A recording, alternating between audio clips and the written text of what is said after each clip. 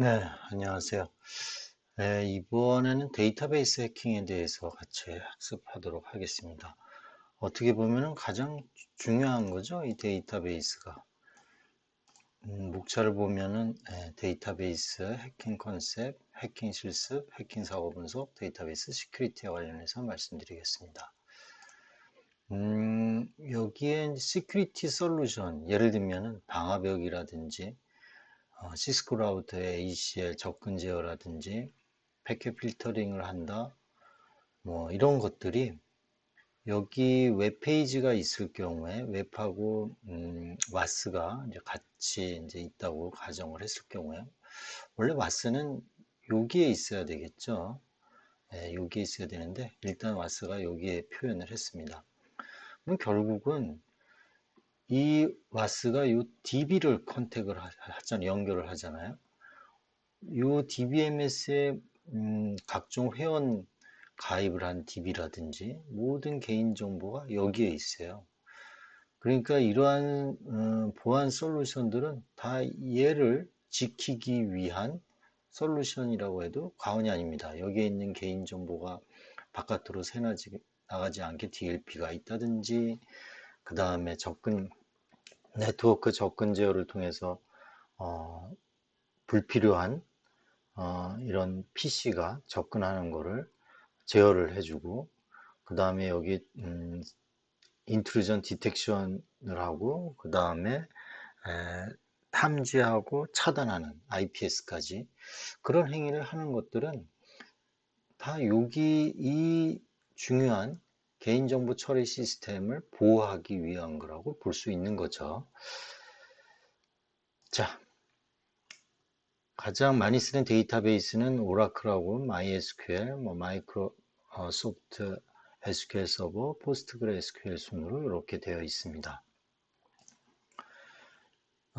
비인가자의 데이터베이스 SQL 실행에 따라서 저장된 데이터가 변조되거나 탈취돼서 개인정보를 유출시킬 수 있는 거죠. 이게 이제 데이터베이스 해킹이 되겠습니다. DBMS의 취약한 네트워크 설정으로 인해 외부에서 접근해서 해킹을 한다든지 디도스 공격으로 DBMS의 가용성을, 어베일러빌리티를 낮춰서 피해를 줄 수가 있습니다. 자, 이 데이터베이스에 대한 거는 뭐 아무리 강조해도 지나치지 않는데 기밀성이 유지가 돼야 되고 그래서 이제 음, 데이터베이스 인크립션이라든지 데이터베이스 계정 권한 관리를 철저히 하게 되고 데이터 위변조를 무결성이죠. 무결성을 보장하기 위해서 해시라든지 네트워크 보안 설정을 하게 되고 가용성을 높이기 위해서 디도스라든지 브루트폴스 어택이라든지 이런 거로부터 막기 위해서 데이터베이스 시스템을 매니지먼트 시스템을 이중화를 이제 시키게 됩니다. 자, 우리 ISMSP 인증 기준에 보면은 보호대책 요구사항 중에 접근 통제가 있는데 이 접근 통제가 7가지의 접근 통제 중에서 데이터베이스 접근이 있어요. 내용을 읽어보면 데이터베이스 목록은 데이터베이스 내에서 저장 관리되고 있는 정보를 식별하고 정보의 중요도와 응용 프로그램 및 사용자 유의 등에 따른 접근 통제 정책 및 정책 통제 정책을 수립 이행해야 된다고 돼 있어요. 이게 무슨 말이냐? 지금 ISMSP 인증 기준 안내서를 보면은 이제 ISMS 인증 기준 측면에서 데이터베이스 접근 결함 사례가 있는데 이 사례가 실질적으로 아주 많은 사례입니다. 예, 기업이라든지 기관에서 이거를 간과하고 있는 사례가 굉장히 많아요. 어떤 건지 중요한 것만 1, 2, 4번만 볼게요. 대량의 개인정보를 보관, 처리하고 있는 데이터베이스를 인터넷을 통하여 접근 가능한 웹 응용과 분리하지 않고 물리적으로 동일한 서버에서 운영하고 있는 경우. 그러니까 이건 뭐죠?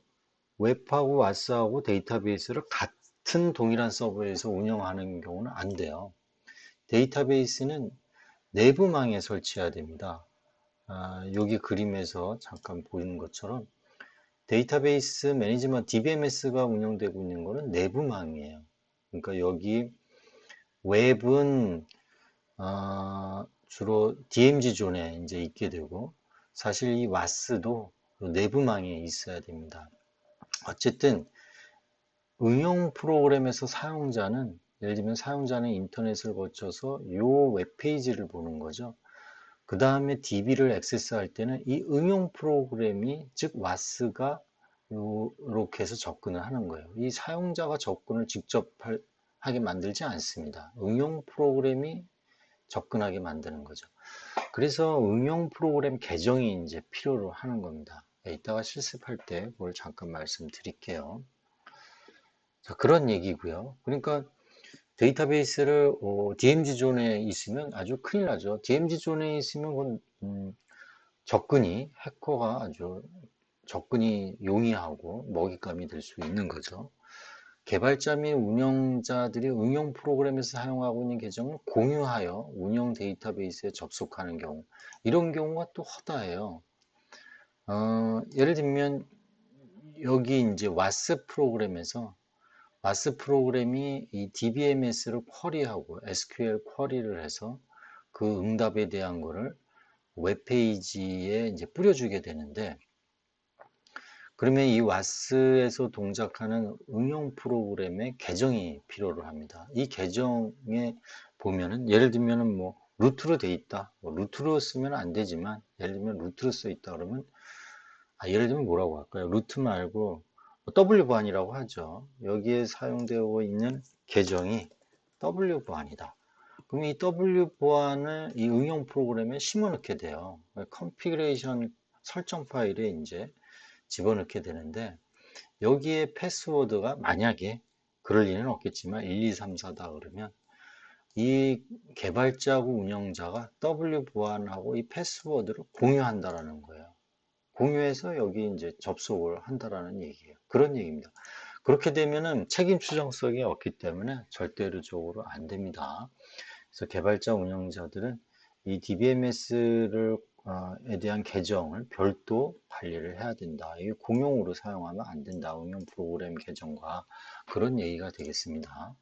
사례 2번도 굉장히 많이 있어요. 지금 현재도 이렇게 사용하는 기업이라든지 기관이 있을 수 있다라는 겁니다. 그 다음에 사례 4를 보면은 DB 접근 제어 솔루션을 이제 도입을 해요. 많은 기관들이. 근데 DB 데이터베이스 접속자에 대한 IP 주소 등이 적절히 제한되지 않아서 DB 접근 제어 솔루션을 우회하는 경우가 생긴다. 이런 경우도 많이 있어요. DB 접근 제어를 통해서 데이터베이스를 접근을 해야 되는데, DB 접근 제어를 통하지 않고 다른 직접 DBMS를 접속하는 사례입니다. 자, 이 그림에서 이제 설명을 해볼게요.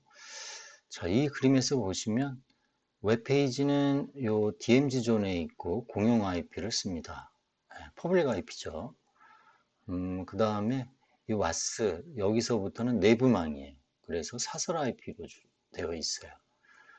그래서 일반 사용자가 인터넷을 통해서 80 포트하고 443번 포트를 통과해서 이제 웹페이지를 보게 되겠죠. 공용 IP니까 여기를 접근하게 됩니다.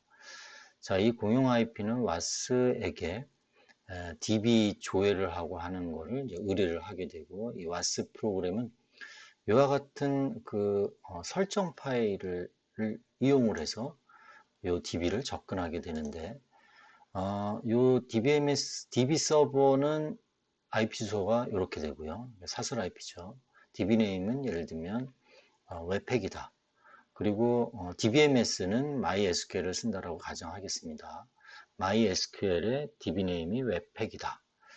그리고 유저는 W보안, 그리고 패스워드는 그러면 이렇게 되어 있지 않겠지만 1, 2, 3, 4라고 이렇게 되어 있는 경우가 있어요.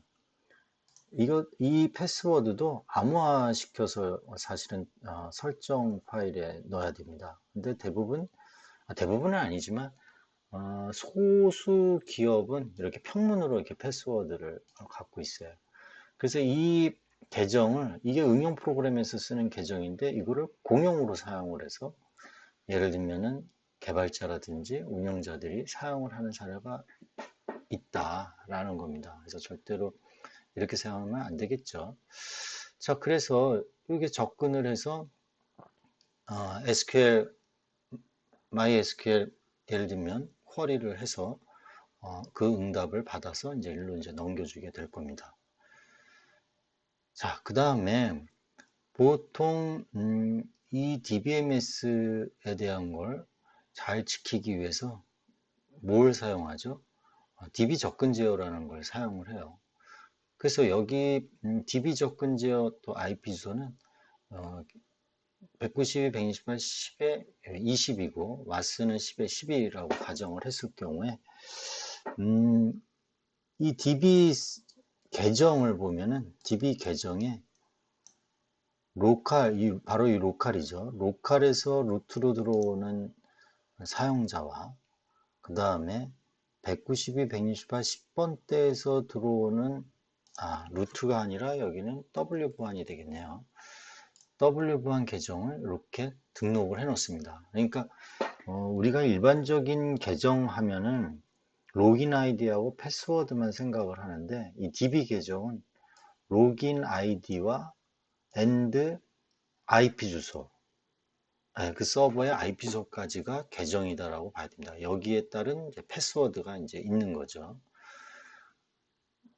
자, 이렇게 돼야만이 이 와스가 접근이 가능하게 될 거예요. 190, 128, 10번대고 10번대니까 요 IP 때고 요 퍼센티지는 10.1, 2, 3, 4, 255번까지 다 접속이 가능한 호스트라는 얘기고 그 다음에 이제 아이디가 되겠죠. 그래서 W반 아이디로 이제 접근을 하게 됩니다. 로컬에서는 이 서버의 로컬에서는 루트 계정을 이제 열어놓은 거죠. 루트 계정의 패스워드는 예를 들면 1, 2, 3, 4로 이렇게 계정을 만들어 놓은 거죠. 자, 그러면 이 DB 접근 제어도 10.20이니까 접근이 가능하겠죠. 여기에 DB 접근 제어를 통해서 뭐 여기 W 보안으로 접근이 가능할 거예요. 그죠? 그러면 개발자라든지 DB의 경우에 PC에서 예를 들면 뭐 이 DB2를 이용을 해서 여기를 접속을 하게 되고 접속을 해서 10.20이니까 여기에 접근이 가능할 겁니다. 자, 그런데 이 개발자가 개발 서버에서 웹페이지를 개발을 하는 경우가 있어요. 그러면 사실 DB 접근 제어를 통해서 일로 접근을 하고 SQL 쿼리도 이제 승인자가 있어서 많은 걸 통제를 받게 되는 걸 귀찮아할 수가 있어요.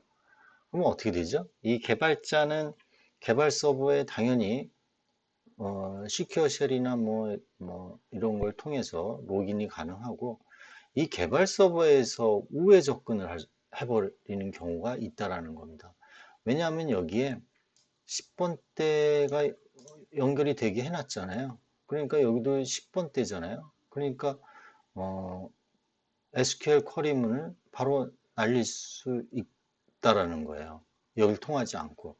그래서 이런 거를 이제 우회 접속이라고 합니다. 우회 접속이 되는지 안 되는지를 테스트하기 위해서 이렇게 텔넷 192, 168, 20에 110해서 3306이 이제 포트 번호거든요. 이 MySQL 경우에. 해서 접속을 하면 이게 접속이 되면 이게 우회 접속이 된다는 얘기예요. 이 우회 접속을 막기 위해서는 바로 TCP 레퍼인 이 ETC 밑에 호스트 allow를 이제 사용을 해야 된다는 거죠. 예를 들면 20.10 예죠. 20.10이 아니겠네요. 여기 10.10이 되겠네요. 그 다음에 10.20 요것만 allow를 시키고 그러니까 여기서 오는 거하고 여기서 오는 것만 허용을 하고 나머지 all 나머지는 전부 denial을 시키도록 설정을 해 놓으면 개발 서버에서 다이렉트로 여기를 접속을 하더라도 이 호스트 allow에서 20번대니까 20번대는 제어가 된다라는 얘기입니다. 얘가 10번대라 하더라도 죄송합니다. 10번대죠. 10.2는 막게 되는 거죠. 왜냐하면 10.10하고 10.20만 열어놨기 때문에 10.2는 막히게 됩니다. 네, 이해되셨죠? 자, 그래서 다시 한번 정리하면 DB 계정은 응용 프로그램 계정과 서버 계정, 개발자, 운영자 계정, 그다음에 일반 사용자 계정. 일반 사용자 계정은 반드시 응용 프로그램에서만 접근 가능해야 돼요. 그래서 여기서 예를 들면 로긴 아이디하고 패스워드 또는 뭐 게시판 뭐 들어올 때 이 DB에 등록되어 있는 유저 아이디하고 패스워드가 있거든요. 그 응용 프로그램에서만 접근이 되게 구현이 돼야 된다라는 겁니다. 바로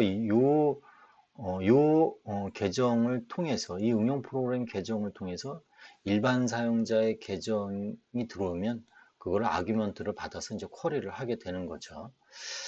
자, 그래서 여기 보시면, 아, 이것처럼 유저 W 보안의 패스워드 1234, 비밀번호가 이렇게 하드 코딩 되어 있는 경우가 있다. 프로그램에 되어 있는 경우도 있고 이렇게 설정 파일에 이렇게 되어 있는 경우가 있어요. 그래서 비밀번호는 암호화를 시켜야 된다. 그 다음에 공용 계정 사용 여부. 이 W반하고 1234를 사용자하고 개발자가 또는 운영자가 공용으로 이제 사용하는 경우가 있다라는 겁니다. 그리고 응용 프로그램의 계정과 서버 계정은 IPs로 접근 통제를 해야 된다. 여기 접근 통제를 해야 된다는 거죠. TCP 래퍼를 이용을 해서 접근 통제를 할 필요가 있습니다. 자, 그리고 DB 접근 제어 같은 거, 요거죠. 많이 사용하는 게 뭐 이런 거 같아요. DB 세이퍼라든지 샤크라맥스, 뭐 기타 다른 것도 있겠지만, 음, 유해 접속이 가능한지는 아까 얘기한 것처럼 이렇게 텔넷을 써서 여기 개발 서버에서 텔넷 해서 여기를 직접 3306으로 접속을 해보는 거죠. 그러면 실제 이제 텔넷이 여기 열려져 있지 않더라도 이거를 해보면은 어, 접속이 돼서 이렇게 메시지가 떨어지면 배너 메시지 같은 게 떨어집니다. 그러면 우회 접속이 가능하다라는 거예요. 간단하게 이렇게 테스트할 수 있는 거죠. 그 다음에 이제 개인정보 처리 시스템에 개인정보 처리 시스템이라는 건 이해하고 뭐 와스, 웹을 다 통틀어서 개인정보 처리 시스템이라고 볼 수 있습니다. 이렇게 접근 권한은 3년 보관하고 접속 기록은 1년 보관하게 돼 있어요. 개인정보법 제29조 안전성 확보 조치에 따르면 29조에 따른 이제 고시 안전성 확보 조치 고시가 있는데 고시에 이제 그렇게 되어 있죠. 그런 경우에 DB 직접 질의와 응용 프로그램에서의 질의에 대한 접속 기록 보관이 돼야 됩니다. 그러니까 보통 응용 프로그램 질의에 대한 접속 기록, 그러니까 예를 들면 create라든지 read, 그다음에 업데이트, 딜리트, 그다음에 다운로드에 관련된 모든 시간, 뭐 누가 어떤 행위, 그다음에 그 정보 주체까지도 전부 이제 기록을 해야 되는데 DB 직접 질의하는 경우도 있어요. 왜? 여기서 여기 DB 접근 제어에서 쿼리를 날리거든요. 이것도 로그에 쌓여야 되고 그것도 보관을 해야 된다는 얘기예요. 그래서 두 가지가 있다. DB 직접 질의하는 거하고 응용 프로그램에서 질의하는 거에 대한 접속 기록을 모두 보관을 해야 된다. 1년간 보관. 그다음에 월 1회 뭘 해야 되나요? 점검을 해야 되는 거죠. 점검을 해야 되고 만약에 이제 다운로드를 한 경우가 있습니다. 다운로드한 경우가 있으면 그 다운로드에 대한 사유를 확인해야 돼요. 이 월 1회 점검할 때 그것도 이 ISMS 인증을 받는 기관은 꼭 확인을 해야 되고 확인을 해야 됩니다. ISMS 인증을 받는 기관뿐만 아니라 이거는 법에 이제 서 규제를 하는 내용이기 때문에 그 외의 기관도 다 이 행위를 해야 합니다. 자, 그럼 DB 계정을 해킹하는 것을 같이 시연을 해보도록 하겠습니다. 그래서 오른쪽에 있는 게 우분투고 왼쪽에 있는 게 공격자인 칼리 리눅스입니다. 전 시간에 해킹 관련해서 예제 프로그램을 설치를 했었죠. 예제 프로그램이 제대로 설치가 되어 있는지 한번 확인을 해 보겠습니다. 일단 우리는 마리아DB를 설치를 했었죠. 지금 러닝이 되고 있고요. 그 다음에 아파치2가 웹서버가 정상적으로 지금 돌아가고 있습니다. 그리고 예제 프로그래밍 보드였죠. 또 지금 설치가 되어 있습니다. 자, 그러면 우리가 결론을 먼저 얘기를 할게요. 결론을. 자, 이 그림을 보시면 우리가 실습 예제 프로그램에서 이제 DB 계정 정보를 이제 획득을 한번 해볼 겁니다. 그럼 결론 얘기하면 dbconfig.ph 파일에 이러한 호스트네임 연결하고자 하니까 DB가 있는 서버 IP 주소죠. 그 다음에 DB 네임, 그 다음에 루트, 패스워드가 이렇게 프로그램에 들어가 있어요. 요 dbconfig.php의 설정 파일에 요거를 이제 알아내고 싶은 겁니다. 그러면 우선 MySQL에 패스워드가 1, 2, 3, 4로 되어 있어요. 뭘 알아야 되냐면 계정이 어떻게 되어 있는지 한번 살펴보도록 하겠습니다. 계정이 show databases 하면 지금 기본 스키마인 기본 데이터베이스인 MySQL이 이렇게 있죠. 그 다음 웹팩이 이렇게 들어가 있습니다. 이게 이제 우리가 실습을 하기 위한 예제 프로그램의 데이터베이스입니다. use MySQL을 사용을 해서 지금 계정이 어떻게 되어 있는지 한번 볼게요. password from user. 지금 현재 두 개의 계정이 있죠. 하나는 로컬 호스트에서 접속 가능한 루트, 패스워드는 1, 2, 3, 4 이렇게 해시로 되어 있어요. 그 다음에 192, 128, 20 서브넷에서 모든 IP에 대한 루트 계정으로 또한 패스워드도 1, 2, 3, 4 이렇게 되어 있어요. 지금 이게 솔트가 추가가 안 되기 때문에 이 해시된 그 값이 같다라는 걸 알 수가 있죠. 보안적 측면에서는 좀 약한 거죠. 솔트가 좀 들어가면 좋을 텐데. 어쨌든 두 개의 계정이 이렇게 있음을 확인할 수 있습니다. 그래서 우리가 이게 이제 로컬 호스트가 되는데 mysql-u root-p 하면은 여기 로컬 호스트이기 때문에 1, 2, 3, 4로 해서 이제 로gin이 가능했던 거죠. 자, 그러면 칼리에서는 어떻게 되는지 볼게요. if config 하면은 여기가 20.110이 되겠고요. 칼리가 192, 168 연결이 되어 볼게요. 10입니다. 예, 연결이 되고 있고요. 이 칼리가 만약에 개발 서버라고 우리 가정을 해볼게요. 110이 연결되는지. 예. 개발 서버인 경우에 방금 전에 말씀드렸다시피 DB 접근 제어를 통해서 이제 이 MySQL 우리는 실제 마리아DB를 설치했죠. 마리아DB를 SQL 쿼리를 날려야 되는데 얘가 우회 접근이 가능한지 한번 보도록 하겠습니다. 어떻게 체크하냐면 텔넷이라는 거를 사용을 하면 된다고 그랬어요. 텔넷. 당연히 이게 됩니다. 그리고 3306, 이 마리아DB 포트 번호가 3306이에요. 자, 이렇게 하면은 이런 메시지가 나옵니다. 그죠? 프롬프트 떨어지고 이런 배너 메시지가 떨어져요. 이렇게 됐다는 거는 그 우회 접속이 가능하다는 얘기예요. 간단하게 이렇게 테스트를 할 수가 있습니다. 자, 그 다음에 리모트로 접근이 되는지 -h 호스트죠. 요 우분투의 DB 서버의 IP 주소가 이렇게 되고 -u 루트로 접근이 가능한지 만약에 2345를 줬다 그러면 안 되죠. 액세스 디나이드가 되고 여기에 보시면 이 칼리 리눅스의 이 개발 서버라고 우리가 가정을 했죠. 이 개발 서버에 IP 주소가 붙어서 로그인을 해요. 그죠? 요게 호스트 IP 주소하고 유저 아이디가 하나의 계정으로 묶여 있다라고 보시면 됩니다.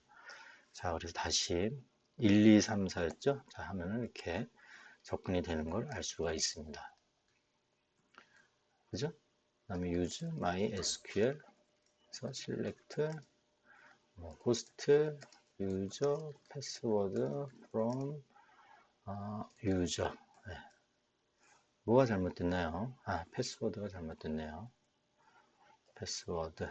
네, 하면은 이렇게 쿼리 기본 스키마의 MySQL의 유저 테이블에 등록되어 있는 레코드 값을 읽어드릴 수가 있습니다. 그럼 다시 한번 말씀드리는데 여기 이 계정을 모른다고 쳤을 때 DB 계정을 한번 해킹을 하는데 어떤 방식으로 하냐면 웹쉘 업로드를 해서 웹쉘 업로드를 통해서 한번 시연을 하도록 하겠습니다. 자, 지금부터 이 왼쪽에 있는 이 칼리는 이제 공격자 서버예요. 그러면 얘가 오른쪽에 있는 이 빅팀 희생자 서버가 되겠죠. 공격 대상자가 되겠죠. 여기에 홈페이지로 접근을 하도록 하겠습니다.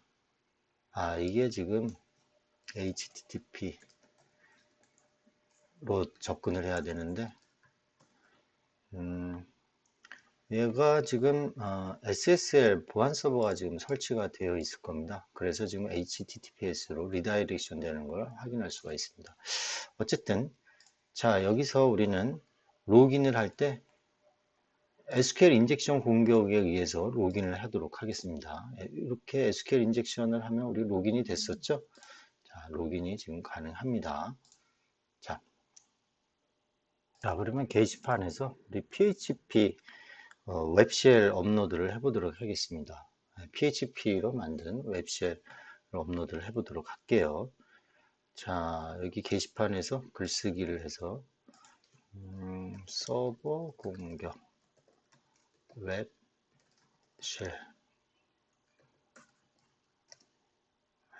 어때? 자, 월급 명세서입니다. 부침을 읽어보시기 바랍니다. 월급 명세서라고 하면은 읽을 확률이 높죠. 웹쉘을 어디다 놨냐면요. 지금 템프 파일에다가 제가 올려놨습니다. 템프 파일에 올려놨습니다. 자, 웹쉘을 등록을 하도록 할게요. 열기. 하면 이제 웹쉘이 등록이 됐죠. 그래서 저장. 완료. 이걸 하면서 지금 로그 파일을 안 봤는데요. 로그 파일을 좀 볼게요. 로그 아파치2 여기 있겠죠. 여기에서 tail-fs ss.log를 보도록 하겠습니다. 로그 파일을 보면은 지금 현재까지 보드라이트 체크 PHP에서 지금 실행되고 있는 걸 이렇게 알 수가 있습니다. 자, 그러면 지금 웹쉘을 업로드를 했기 때문에 이 해커는 얘를 읽어서 이 첨부 파일을 쿼리를 이제 하겠죠. 사실 이렇게 하면 다른 사람도 이거를 볼 수가 있기 때문에 이렇게 하는 것보다는 이 해커만 요거를 읽을 수 있게 이 내용을 하는 게 낫겠네요. 어쨌든 간에 웹쉘.php가 업로드 되면 이걸 클릭을 하면은 이렇게 쉘이 동작하게 됩니다. 자, 이 동작을 하면은 우리가 뭐 했었죠? 캣하고 여기 있네요. 패스워드 여기 아니고 제가 연습을 한 게 있어서 바로 이게 나와버리네요. etc 밑에 패스워드를 보면 패스워드 바로 이 공격 대상자에 등록되어 있는 패스워드 파일을 이렇게 볼 수가 있습니다. 그러니까 거의 모든 행위를 할 수 있는 거죠. 자, 그래서 지금 이 공격자는 뭐 닉토라든지 또는 엠맵을 통해서 정보 수집, 네트워크 관련된 포트번호 관련된 정보 수집을 했었고, 그 다음에 닉토라든지 이런 걸 통해서 이 어, 홈페이지, 웹서버 관련된 또 취약점을 또 분석을 했을 거예요. 그래서 이 해커는 바 밑에 따따따 HTML 밑에 보드라는 홈 디렉토리가 있는 걸 알았습니다. 그래서 ls-l로 보니까 여기에 프로그램들이 이렇게 있는 걸 알았고, 여기 유사하게 dbconfig.php가 있는 걸 보니까 이게 뭐지? 여기에 뭔가 중요한 설정 파일이 있다라는 걸 이제 알게 됩니다. 자, 그래서 캣에서 여기 이렇게 해서 이걸 보게 되는데, 이걸 보면 보일까요? 안 보일까요? 예, 보이질 않습니다. 왜냐하면 이게 PHP 프로그램이기 때문에 이 웹브라우저에서는 이걸 해석을 못해요. 그죠?